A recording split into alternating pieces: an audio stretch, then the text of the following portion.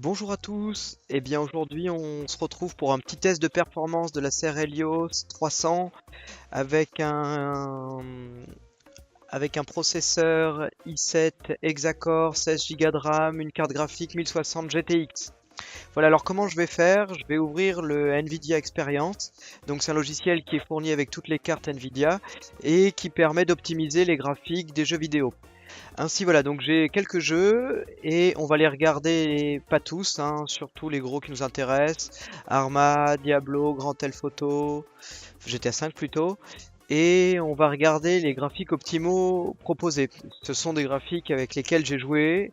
Donc allons-y et je vais vous parler de la chaleur à chaque fois puisque c'est quand même ce qui est important sur les PC portables.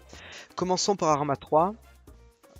Voilà, alors donc avec les paramètres optimaux, donc on voit que Nvidia GeForce Experience met tout en ultra.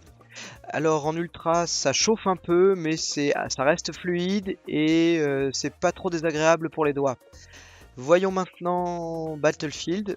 Alors Battlefield voilà est également en ultra. Donc alors là pour le coup le jeu est très bien optimisé, du coup l'ordinateur souffle beaucoup, mais la température est tout à fait acceptable.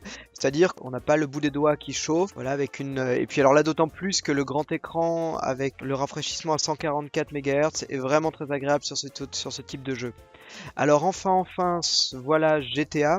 Alors GTA, on n'est pas sur de l'ultra, on est sur du très élevé.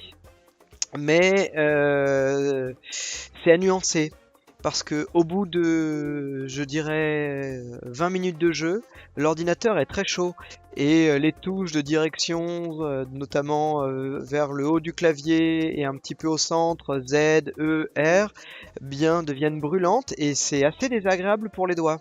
C'est-à-dire qu'on parfois on se surprend à un petit peu se souffler sur les doigts. Bon, on se brûle pas, c'est pas une brûleur ni au premier, ni au deuxième, ni au troisième degré, mais ça chauffe et c'est assez désagréable. Et dans ce contexte-là, il faudrait plutôt utiliser un clavier externe. Mais bon, ça reste fluide, mais ça chauffe beaucoup et ça souffle de manière impressionnante et ça fait beaucoup de bruit. C'était assez succinct et bref, mais ça permet de répondre aux interrogations de certains sur les performances et la chaleur dégagée par l'ordinateur. Voilà, en cas de question, n'hésitez pas et bonne journée. Au revoir.